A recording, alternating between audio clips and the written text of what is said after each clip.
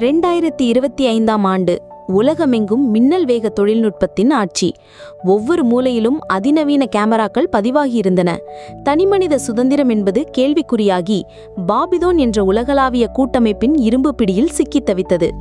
நாடுகள் பெயரளவில் மட்டுமே இருந்தன. உண்மையான அதிகாரம் சைமன் என்ற சர்வாதிகாரியின் கைகளில் குவிந்திருந்தது. அவன் செயற்கை நுண்ணறிவு, அதாவது AI மற்றும் மேம்பட்ட கண்காணிப்பு தொழில்நுட்பத்தை பயன்படுத்தி மக்களை கட்டுப்படுத்தினான்.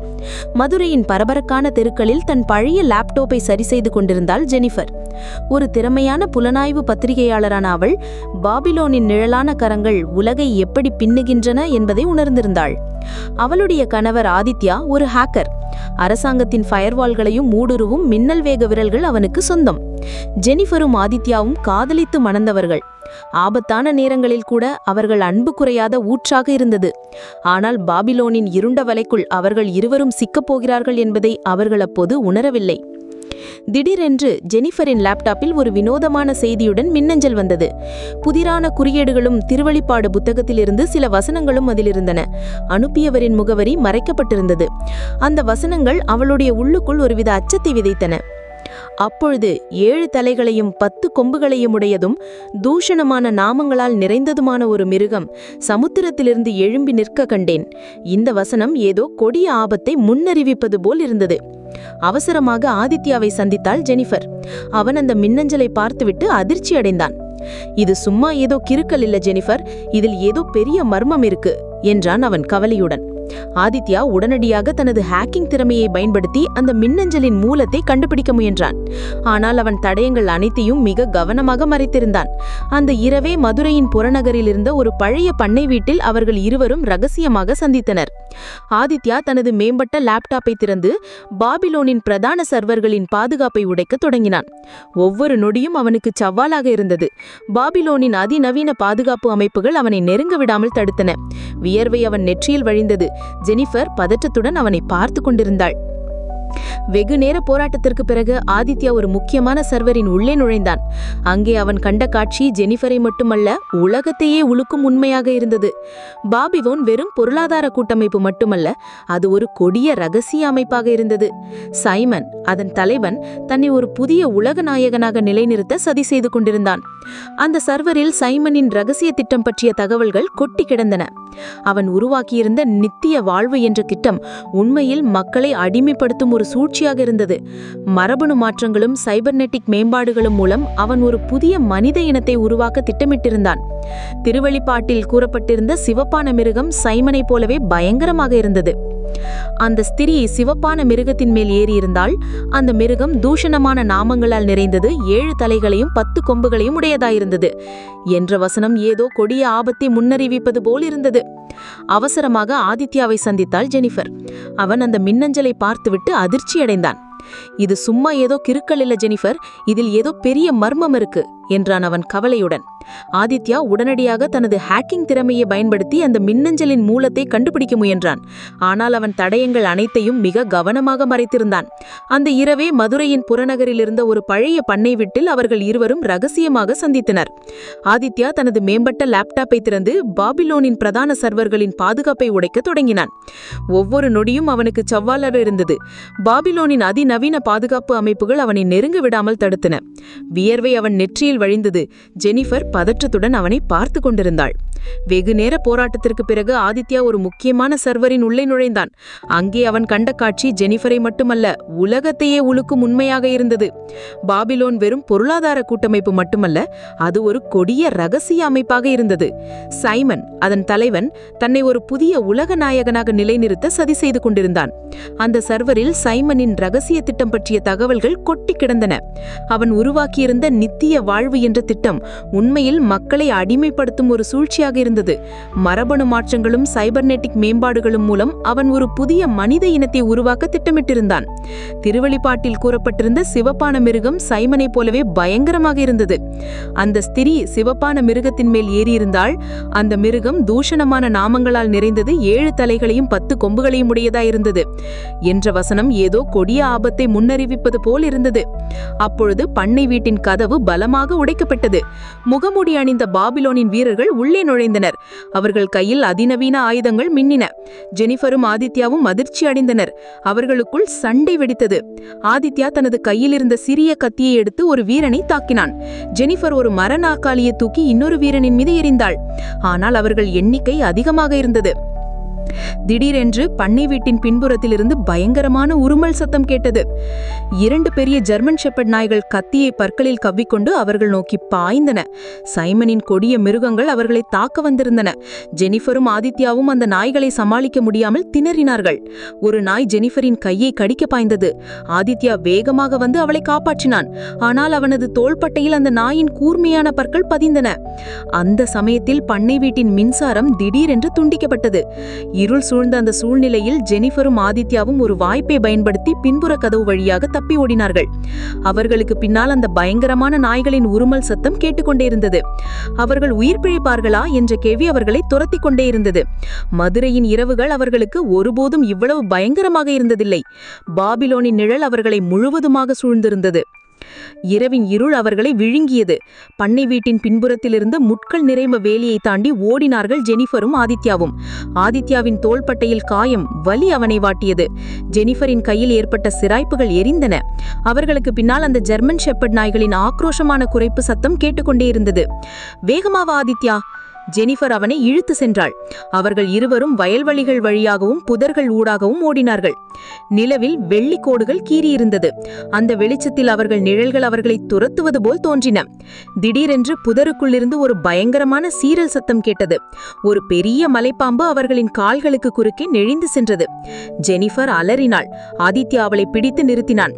பாம்பு அவர்களை கடந்து செல்லும் வரை அவர்கள் இருவரும் உயிரை கையில் பிடித்துக் கொண்டு நின்றார்கள். அந்த வினாடி மரணத்தின் குளிர்ச்சியே அவர்கள் உணர்ந்தார்கள். பாபிலோனின் வீரர்கள் அவர்களை தேடி வருவார்கள் என்பது அவர்களுக்கு தெரியும். அவர்கள் இருவரும் தப்பிக்க ஒரு பாதுகாப்பான இடம் தேவைப்பட்டது. ஜெனிஃபருக்கு தூரத்தில் தெரிந்த ஒரு பழைய தேவாலயம் நினைவுக்கு வந்தது. அவளுடைய சிறுவயதில் அவள் அங்கு அடிக்கடி சென்றிருக்கிறாள். அது அமைதியான ஒதுக்குப்புறமான இடம். அவர்கள் இருவரும் மெதுவாகவும் கவனமாகவும் தேவாலயத்தை நோக்கி நடந்தார்கள். ஆதித்யாவின் காயம் அவனை மிகவும் சிரமப்படுத்தியது. ஒவ்வொரு அடியும் அவனுக்கு வேதனையை அளித்தது. ஜெனிஃபர் அவனை தாங்கி பிடித்தாள். அவர்களுக்குள் நிலவிய அன்பு அந்த ஆபத்தான சூழ்நிலையிலும் அவர்களுக்கு பலம் கொடுத்தது. தேவாலயத்தை நெருங்கியதும் அதன் பெரிய மரக்கதவுகள் திறந்திருப்பதை பார்த்து அவர்கள் அதிர்ச்சி அடைந்தார்கள். உள்ளே இருந்து மெல்லிய வெளிச்சம் வந்தது. அவர்கள் தயக்கத்துடன் உள்ளே நுழைந்தார்கள். அங்கே அவர்கள் கண்டது தந்தை மைக்கேலை. அவர் கையில் ஒரு விளக்குடன் அமைதியாக நின்று கொண்டிருந்தார். அவருடைய முகத்தில் கவலையும் அதே நேரத்தில் ஒருவித உறுதியும் தெரிந்தது. வாங்க பிள்ளைகளா, நான் உங்களுக்காக தான் காத்திருந்தேன் என்றார் அவர் அமைதியான குரலில். ஜெனிஃபரும் ஆதித்யாவும் தந்தை மைக்கேலை இதற்கு முன்பு பார்த்ததில்லை. ஆனால் அவருடைய முகத்தில் இருந்த கருணையும் அமைதியும் அவர்களுக்கு நம்பிக்கையை அளித்தது. அவர்கள் நடந்த அனைத்தையும் அவரிடம் சொன்னார்கள். பாபிலோனின் கொடிய திட்டத்தையும் பண்ணை வீட்டில் நடந்த சண்டையையும் அவர்கள் சந்தித்த திகிலையும் விவரித்தார்கள். தந்தை மைக்கேல் அவர்கள் சொன்னதை அமைதியாக கேட்டார். பிறகு அவர் ஒரு ஆழ்ந்த பெருமூச்சு விட்டார். பிள்ளைகளா, இந்த உலகம் இப்போது மிகவும் ஆபத்தான ஒரு கட்டத்தில் இருக்கிறது. திருவெளிப்பாட்டில் சொல்லப்பட்டிருக்கும் அந்த மிருகத்தின் ஆட்சி தொடங்கிவிட்டது போல் தோன்றுகிறது. சைமன் ஒரு கொடியவன். அவன் தன் அதிகாரத்தை நிலைநாட்ட எதையும் செய்வான் என்றார் அவர் வருத்தத்துடன். அப்போது தேவாலயத்தின் வழியே பலத்த சத்தம் கேட்டது. யாரோ கதவை தட்டினார்கள். அது பாபிலோனின் வீரர்களாக இருக்கலாம் என்று ஜெனிஃபரும் ஆதித்யாவும் பயந்தார்கள். ஆனால் தந்தை மைக்கேல் அவர்களை அமைதியாக இருக்க சொன்னார். அவர் மெதுவாக கதவை நோக்கி நடந்தார். கதவை திறந்ததும் வெளியே நின்றவர் ஒரு வயதான பெண்மணி. அவர் கையில் ஒரு கூடையுடன் பதற்றமாக காணப்பட்டாள். தந்தையே, பாபிலோனின் வீரர்கள் ஊருக்குள் நுழைந்து எல்லோரையும் சோதனை செய்து கொண்டிருக்கிறார்கள். யாரையும் வெளியே விடாமல் பார்த்துக் கொள்கிறார்கள் என்றாள் அவள் கிசுகிசுப்பாக. அந்த தகவல் ஜெனிஃபருக்கும் ஆதித்யாவுக்கும் திகிலூட்டியது. அவர்கள் தேவாலயத்திற்கு வந்ததும் பாபிலோனுக்கு தெரிந்துவிட்டதா? அவர்கள் எங்கு சென்றாலும் அவர்களை துரத்தி கொண்டே இருப்பார்களா? தந்தை மைக்கேல் அவர்களை அமைதியாக ஒரு ரகசிய அறைக்கு அழைத்து சென்றார். அந்த அறை தேவாலயத்தின் அடியில் இருந்த ஒரு பழைய பாதாள அறையாக இருந்தது. அங்கே அவர்கள் சில நாட்கள் பாபிலோனின் கண்களிலிருந்து மறைந்திருக்க முடியும். ஆனால் அந்த பாதாள அறை அவர்களுக்கு பாதுகாப்பை அளிக்குமா? வெளி உலகில் நடக்கும் பயங்கரமான விஷயங்களிலிருந்து அவர்கள் தப்பிக்க முடியுமா? அந்த திகில் நிறைந்த கேள்விகள் அவர்களை துரத்தி கொண்டே இருந்தன. தந்தை மைக்கேல் காட்டிய குறுகிய படிக்கட்டுகள் வழியாக ஜெனிஃபரும் ஆதித்யாவும் அந்த பாதாள அறைக்குள் இறங்கினார்கள்.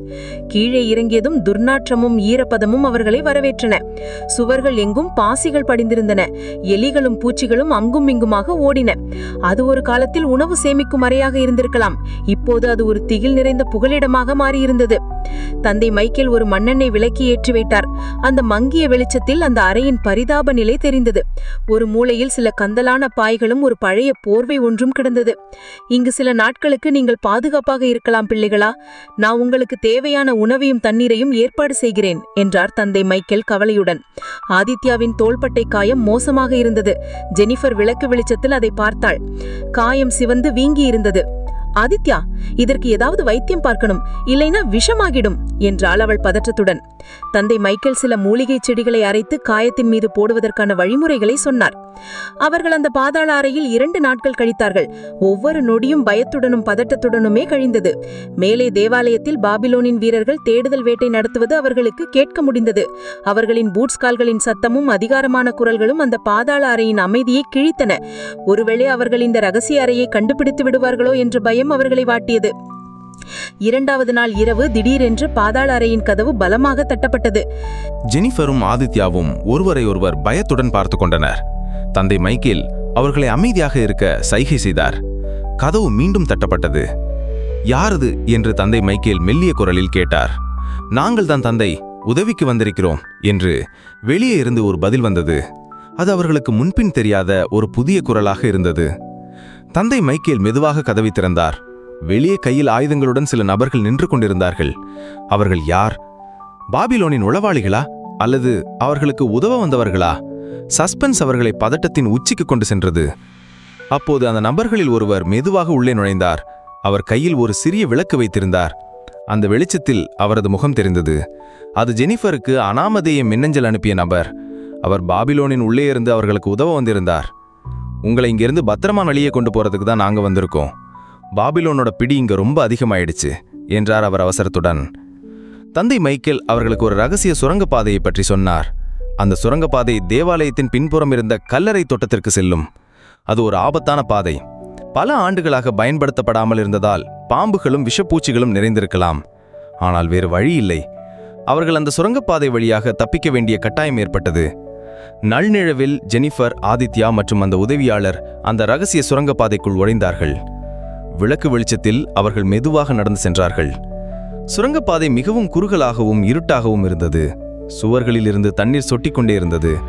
எங்கோ ஒரு மூலையில் வவ்வால் கூட்டம் சிறகடித்து பறக்கும் சத்தம் கேட்டது. ஜெனிஃபருக்கு திகிலாக இருந்தது. திடீரென்று அவர்கள் கால்களுக்கு கீழே ஏதோ நெளிவது போல் தெரிந்தது. அவர்கள் விளக்கை கீழே திருப்பி பார்த்தார்கள். அங்கு நிறைய விஷப்பாம்புகள் அவர்களை சுற்றி நெளிந்து கொண்டிருந்தன. ஜெனிஃபரும் ஆதித்யாவும் அலறினார்கள். அந்த உதவியாளர் உடனடியாக தனது கையில் இருந்த நீந்து கம்பை எடுத்து பாம்புகளை விரட்டத் தொடங்கினார். அது ஒரு பயங்கரமான சண்டையாக இருந்தது. பாம்புகள் சீறின. அவர்கள் அலறினார்கள். மரணத்தின் நாக்கு அவர்களை தீண்டியது. ஒரு வழியாக அவர்கள் அந்த பாம்புகள் நிறைந்த பகுதியை கடந்து வந்தார்கள். ஆனால் சுரங்கப்பாதை இன்னும் நீண்டதாக இருந்தது.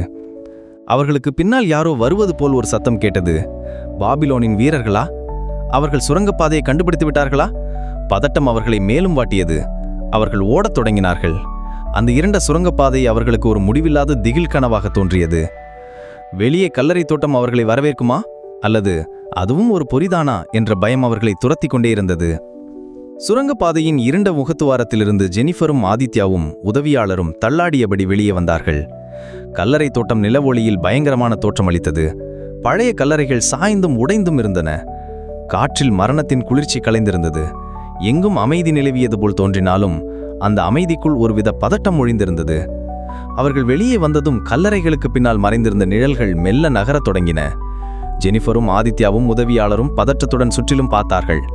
பாபிலோனின் வீரர்கள் அவர்களை தொடர்ந்து வந்துவிட்டார்களா? அந்த இருநில் யார் ஒளிந்திருப்பது? திகில் அவர்களை சூழ்ந்தது. திடீரென்று அந்த நிழல்களிலிருந்து கையில் ஆயுதங்களுடன் சிலர் வெளிப்பட்டனர். அவர்கள் முகத்தில் ஒருவித உறுதியும் தீவிரமும் தெரிந்தது. அவர்களில் ஒருவர் முன்னால் வந்து உதவியாளரிடம் ஏதோ கிசுகிசுத்தார்.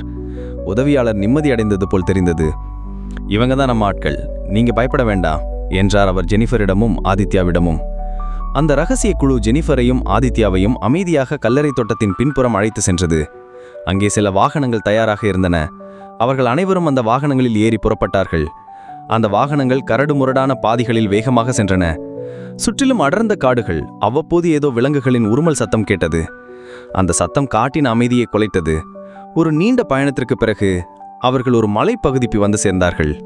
அங்கே அடர்ந்த மரங்களுக்கு நடுவே ஒரு சிறிய கிராமம் அமைந்திருந்தது. அந்த கிராமம் பாபிலோனின் கண்களுக்கு தெரியாத ஒரு பாதுகாப்பான இடமாக இருந்தது. அந்த குழுவின் தலைவர் அவர்களை வரவேற்று ஒரு குடிசையில் தங்க ஏற்பாடு செய்தார். அங்கு சில நாட்கள் அமைதியாக கழிந்தன. ஆதித்யாவின் காயத்திற்கு வைத்தியம் பார்க்கப்பட்டது. ஜெனிஃபரும் ஆதித்யாவும் அந்த குழுவின் மற்ற உறுப்பினர்களுடன் பாபிலோனின் கொடுங்கோலாட்சி பற்றி பேசினார்கள். அவர்கள் அனைவரும் சைமனின் அட்டூழியங்களுக்கு எதிராக போராட தயாராக இருந்தனர். ஒரு நாள் கிராமத்திற்குள் வந்த ஒரு பயங்கரமான செய்தி. பாபிலோனின் படைகள் அவர்களை தேடி அந்த மலைப்பகுதிக்கும் வந்துவிட்டன. அவர்கள் கிராமத்தை சுற்றி வளைத்து தீவிர சேதுதல் வேட்டை நடத்தி கொண்டிருந்தார்கள். இனி அவர்கள் அந்த கிராமத்தில் இருப்பது ஆபத்து. அந்த குழுவின் தலைவர் ஒரு முடிவெடுத்தார். அவர்கள் அனைவரும் ஒன்றிணைந்து பாபிலோனின் படைகளை எதிர்த்து போராட வேண்டும். அது ஒரு தற்கொலை படை தாக்குதலாக இருந்தாலும் பரவாயில்லை. அவர்கள் தங்கள் சுதந்திரத்தை விட்டுக் கொடுக்க முடியாது. கிராமத்தில் இருந்த அனைவரும் ஆயுதங்களை ஏந்தினார்கள். ஜெனிஃபரும் ஆதித்யாவும் கூட தங்களுக்கு தெரிந்த முறைகளில் தற்காத்துக் கொள்ள தயாராக இருந்தார்கள். அந்த மலைப்பகுதி ஒரு போர்க்களமாக மாறப்போகிறது என்பதை அவர்கள் உணர்ந்தார்கள். திடீரென்று அடர்ந்த காட்டுக்குள்ளிருந்து பயங்கரமான மிருகங்களின் கர்ஜனை சத்தம் கேட்டது. பெரிய கரடிகள் பசியுடன் ஊருக்குள் நுழையத் தொடங்கின. பாபிலோனின் வீரர்கள் அவர்களை துரத்தி வந்ததால் அந்த மிருகங்களும் பயந்து ஊருக்குள் புகுந்துவிட்டன. இப்போது அவர்களுக்கு எதிரிகளாக பாபிலோனின் வீரர்களும் பசியால் அலையும் கொடிய வனவிலங்குகளும் இருந்தன. அது ஒரு பயங்கரமான சூழ்நிலை. ஒருபுறம் நவீன ஆயுதங்களுடன் பாபிலோனின் வீரர்கள், மறுபுறம் கூரிய பற்களுடனும் நகங்களுடனும் பாய்ந்து வரும் காட்டு மிருகங்கள். ஜெனிஃபரும் ஆதித்யாவும் மற்ற கிராம மக்களும் ஒன்றிணைந்து தைரியமாக போராடத் தொடங்கினார்கள். அது அவர்களின் வாழ்வா சாவா போராட்டமாக இருந்தது. அந்த மலைப்பகுதி மனிதர்களின் அலறல்களாலும் மிருகங்களின் கர்ஜனைகளாலும் அதிர்ந்தது. திருவழிப்பாட்டில் சொல்லப்பட்டிருந்த பயங்கரமான காட்சிகள் அவர்கள் கண்முன்னே நிஜமாகிக் கொண்டிருந்தன. அந்த மலை கிராமம் இரத்தமும் சதையுமாக காட்சியளித்தது. மனிதர்களின் கூக்குரலும் மிருகங்களின் கர்ஜனையும் ஒன்றோடொன்று கலந்து ஒரு பயங்கரமான ஓசத்தை எழுப்பின. ஜெனிஃபரும் ஆதித்யாவும் தங்கள் உயிரை காப்பாற்ற போராடி கொண்டிருந்தார்கள். ஒருபுறம் நவீன துப்பாக்கிகளுடன் வந்த பாபிலோனின் வீரர்கள், மறுபுறம் பசியால் மிரளும் கரடிகள், சிறுத்தைகள் போன்ற கொடிய வனவிலங்குகள். ஆதித்யா ஒரு பாறையின் பின்னால் ஒளிந்து கொண்டு தனது சிறிய ஹேக்கிங் கருவியை மூலம் பாபிலோனின் தானியங்கி துப்பாக்கி கோபுரங்களை செயலிழக்க செய்ய முயன்றான். ஒவ்வொரு நிமிடமும் ஆபத்தானது. ஒரு குண்டு அவனை துளைத்திருக்கலாம். ஜெனிஃபர் ஒரு கையில் கத்தியையும் மறு கையில் ஒரு தடியையும் வைத்து ஒரு பெரிய கரடியை எதிர்த்து நின்றாள். கரடியின் கூரிய நகங்கள் அவளை நோக்கி பாய்ந்தன. அவள் வேகமாக நகர்ந்து அதன் தாக்குதலை தவிர்த்தாள். ஆனால் கரடியின் மூச்சு காற்று அவள் முகத்தில் பட்டது. மரணத்தின் வாசனையை அவள் உணர்ந்தாள். திடீரென்று அந்த கரடி ஜெனிஃபரை நோக்கி பாய்ந்தது. அவள் கத்தியால் அதன் முகத்தில் குத்தினாள். கரடி வலியால் கத்தியபடி பின்வாங்கியது. அந்த நேரத்தில் கிராமத்தை சேர்ந்த வயதான வேட்டையாளர் ஒருவர் தனது அம்பையும் வில்லையும் எடுத்து அந்த கரடியின் மீது எய்தார். அம்பு அதன் கழுத்தில் ஆழமாக பாய்ந்தது. கரடி நிலைகுலைந்து கீழே விழுந்தது. ஆனால் ஆபத்து இன்னும் முடியவில்லை. பாபிலோனின் வீரர்கள் கிராமத்தை நெருங்கிக் கொண்டே இருந்தார்கள். அவர்களின் எண்ணிக்கை அதிகமாக இருந்தது. ஜெனிஃபரும் ஆதித்யாவும் அந்த கிராம மக்களும் ஒரு சிறிய தேவாலயத்திற்குள் தஞ்சம் புகுந்தார்கள். அந்த தேவாலயத்தின் கதவுகளை அவர்கள் பலமாக அடைத்தார்கள். ஆனால் அந்த கதவுகள் பாபிலோனின் படைகளின் தாக்குதலை தாங்குமா என்பது சந்தேகமே. வெளியே துப்பாக்கி சத்தம் அதிகரித்தது. கதவுகள் உடைக்கப்படும் ஓசை கேட்டது. உள்ளே இருந்தவர்கள் பயத்தில் நடுங்கினார்கள். அப்போது ஆதித்யா தனது ஹேக்கிங் வேலையை முடித்து விட்டான். அவன் தனது லேப்டாப்பை எடுத்து ஒரு கம்பியில் இணைத்தான். ஜெனிஃபர், இப்ப நாம ஒரு சின்னதா வெடி வைக்க போறோம் என்று அவன் சிரித்துக்கொண்டே சொன்னான். அவன் அந்த கம்பியின் சுவிட்சை போட்டான். அடுத்த நிமிஷம் தேவாலயத்துக்கு வெளியே இருந்த பாபிலோனின் வாகனங்கள் அடுத்தடுத்து வெடித்து சிதறின. அந்த வெடி சத்தத்தில் பூமி அதிர்ந்தது. பாபிலோனின் வீரர்கள் குழப்பத்தில் உறைந்து போனார்கள். அந்த சந்தர்ப்பத்தை பயன்படுத்தி ஜெனிஃபரும் ஆதித்யாவும் மற்றவர்கள் தேவாலயத்தின் பின்புறம் இருந்த ஒரு ரகசிய பாதை வழியாக வெளியேறினார்கள். அந்த பாதை அடர்ந்த காட்டுக்குள் சென்றது. அவர்களுக்கு பின்னால் பாபிலோனின் வீரர்களும் காயம்பட்ட வனவிலங்குகளும் துரத்தி கொண்டு வந்தன. காட்டுக்குள் அவர்கள் நீண்ட நேரம் ஓடினார்கள். திடீரென்று அவர்கள் முன் ஒரு பெரிய பள்ளம் தோன்றியது. அந்த பள்ளத்திற்குள் விஷப்பாம்புகளும் தேள்களும் நெளிந்து கொண்டிருந்தன. அவர்களுக்கு வேறு வழி இல்லை. அந்த பள்ளத்தை தாண்டியே ஆக வேண்டும். ஆதித்யா ஒரு மரக்கிளையை வெட்டி அந்த பள்ளத்தின் மீது போட்டு ஜெனிஃபரை பத்திரமாக தாண்டச் சொன்னான். ஜெனிஃபர் பயத்துடன் அந்த கிளையின் மீது நடந்தாள். ஆனால் அவள் பாதி தூரம் சென்றதும் அந்த கிளை உடைந்தது. அவள் பள்ளத்துக்குள் விழப்போன சமயத்தில் ஆதித்யா வேகமாக அவளை பிடித்து இழுத்தான். இருவரும் மயிரிழையில் உயிர் பிழைத்தனர். அந்த சமயத்தில் வானத்தில் ஹெலிகாப்டர்களின் சத்தம் கேட்டது. சைமன் தலைமையிலான பாபிலோனின் முக்கிய படைகள் அங்கு வந்துவிட்டன. அவர்கள் எல்லாரும் ஒரு குகைக்குள் ஒளிந்து கொண்டார்கள். அந்த குகையின் நுழைவாயில் புதர்களால் மறைக்கப்பட்டிருந்தது. வெளியே சைமனின் ஆட்கள் அவர்களை தேடும் சத்தம் கேட்டது. சைமன் குகையின் அருகே வந்து தனது ஆட்களிடம் கர்ஜித்தான். அவர்களை உயிருடனோ அல்லது பிணமாகவோ கொண்டு வாருங்கள். அவர்கள் தப்பவே கூடாது. உள்ளே ஜெனிஃபரும் ஆதித்யாவும் பயத்தில் நடுங்கினார்கள். ஆனால் அவர்கள் ஒருவரை ஒருவர் இறுக்கமாக பிடித்து கொண்டார்கள். அவர்களின் அன்பு அவர்களை தைரியத்தை கொடுத்தது. அப்போது ஆதித்யாவின் கண்ணில் குகையின் பின்புறத்தில் இருந்த ஒரு சிறிய வழி தெரிந்தது. அது வேன்வாயை தப்பிப்பதற்கான வழியாக இருக்கலாம். அவர்கள் இருவரும் மெதுவாக அந்த வழியில் சென்று பார்த்தார்கள். அது ஒரு குறுகலான பாதை, ஆனால் அது குகையின் மறுபக்கத்திற்கு சென்றது. அவர்கள் அந்த வழியாக வெளியேறினார்கள். வெளியே அடர்ந்த காடு. அவர்களுக்கு பின்னால் பாபிலோனின் படைகள் நெருங்கிக் கொண்டு வருவது தெரிந்தது. திடீரென்று வானத்தில் மின்னல் வெட்டியது. பலத்த மழை பெய்யத் தொடங்கியது. அந்த மழையின் சத்தம் பாபிலோனின் படைகளின் தேடுதல் வேட்டையை தற்காலிகமாக நிறுத்தியது. ஜெனிஃபரும் ஆதித்யாவும் அந்த சந்தர்ப்பத்தை பயன்படுத்தி வேகமாக ஓடினார்கள். நீண்ட போராட்டத்திற்கு பிறகு அவர்கள் பாபிலோனின் பிடியிலிருந்து தப்பினார்கள். அவர்கள் மீண்டும் மதுரைக்கு திரும்பினார்கள். உலகிற்கு உண்மையை வெளிப்படுத்தினார்கள். சைமனின் கொடுங்கோல் ஆட்சிக்கு எதிராக மக்கள் ஒன்று திரண்டார்கள். திருவெளிப்பாட்டில் சொல்லப்பட்டிருந்தபடி அந்த மிருகத்தின் ஆட்சி ஒரு முடிவுக்கு வந்தது. ஜெனிஃபரும் ஆதித்யாவும் தங்கள் அன்பின் பலத்தால் நீதியை நிலைநாட்டினார்கள். அந்த திகில் நிறைந்த நாட்களுக்கு